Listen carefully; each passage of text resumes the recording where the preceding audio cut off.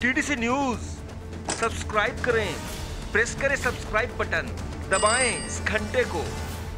आज हमारे साथ यमुनोत्री धाम से पंडित आयुष कृष्ण नयन जी हैं और पंडित आयुष कृष्ण नयन जी के बारे में मैं आपको जितना कहूं उतना कम है, क्योंकि महज 10 साल की उम्र में, और 10 साल के वो अभी हैं, लेकिन जब उन्होंने इन ग्रंथों को कहीं ना कहीं कंठस्थ कर लिया था, क्योंकि वो 12 श्रीमद् भागवत कथाएं कर चुके हैं। न नाक पृष्ठम न च पारमेष्ठ्यम न सार्वभौमं न रसाधिपत्यं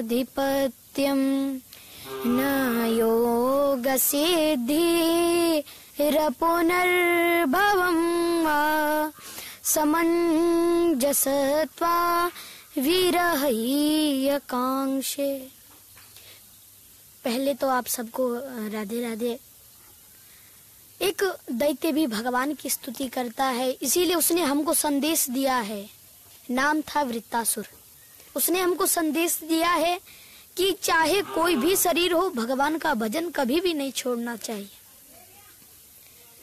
वो भी भगवान की स्तुति करते हुए कहता है, न नाक पृष्ठम न च पारमेष्ठ्यम, कि हे प्रभु, मैं आपकी भजन तो कर रहा हूँ, लेकिन इसके बदले में मुझे कुछ भी नहीं चाहिए। लोग 100 अश्वमेध यज्ञ करते हैं और इंद्र बन जाते हैं, लेकिन मुझे इंद्र की वो गद्दी भी नहीं चाहिए। न नाक पृष्ठम न च पारमेष्ठ्यम न सार्वभौमम न रसाधिपत्यम। ना ही इस पृथ्वी का राज्य मुझे चाहिए और ना ही स्वर्ग पर्यंत पाताल रसातल आदि इन 14 भुवनों का राज्य भी मुझे नहीं चाहिए। अरे हे प्रभु, कई लोग आपका भजन करते हैं अष्ट सिद्धियों के लिए, अणिमादि सिद्धियों के लिए, कई योग के लिए आपकी आराधना करते हैं, लेकिन हे प्रभु, मुझे वो योग भी नहीं चाहिए। तो भगवान ने कहा, हे वृत्तासुर, तो तू मेरी स्तुति क्यों कर रहा है? तब वृत्तासुर ने बड़ा सुंदर भगवान से कहा, हे प्रभु, मैं तो आपकी स्तुति इसलिए कर रहा हूँ कि अगर मेरा अगला जन्म हो तो जब आपके भजन हो, जहाँ आपकी कथा हो, जहाँ कीर्तन हो, सत्संग हो, वहाँ मैं पहुँचूं और उस सत्संग का लाभ ले सकूं। इसीलिए जब एक दुष्ट असुर भी भगवान की स्तुति कर सकता है, तो हम तो मनुष्य हैं, हम भी भगवान का भजन अवश्य करें।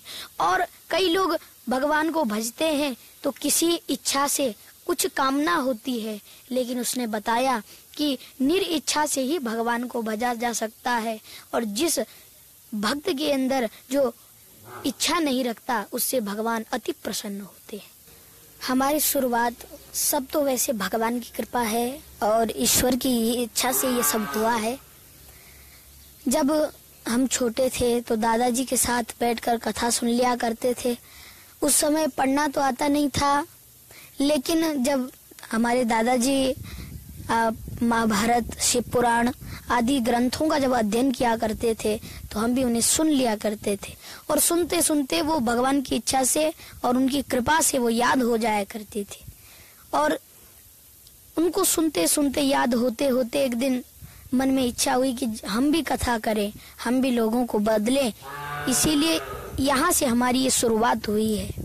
वृंदावन धाम बहुत सुंदर जगह है जी, जहाँ पर ठाकुर जी की असीम कृपा है जी, और हर मनुष्य भगवान की भक्ति में लगा हुआ है। इसीलिए वहाँ जाकर तो भगवान की भक्ति में और मन लगा और रुचि बढ़ी जी। और वृंदावन धाम बड़ा सुंदर धाम है। वहाँ जाकर हमने श्रीमद् भागवत महापुराण की विद्या को पढ़ा जी, और उसे भगवान की कृपा से ही तैयार किया। वृंदावन धाम की महिमा का वर्णन करना वैसे तो असंभव है जी, लेकिन फिर भी उस धाम की क्या बड़ाई की जा सकती है, जिसमें साक्षात माँ भक्ति आज भी नृत्य कर रही है जी। और वहाँ आज भी माँ अपने ज्ञान वैराग्य नाम के 2 पुत्रों के साथ वास करती है जी। नारद जी तो स्वयं कहते हैं, भक्ति नृत्यति यत्र च, धाम में भक्ति बसी हुई है, और जो यहाँ आएगा उसमें भी भक्ति बस जाएगी।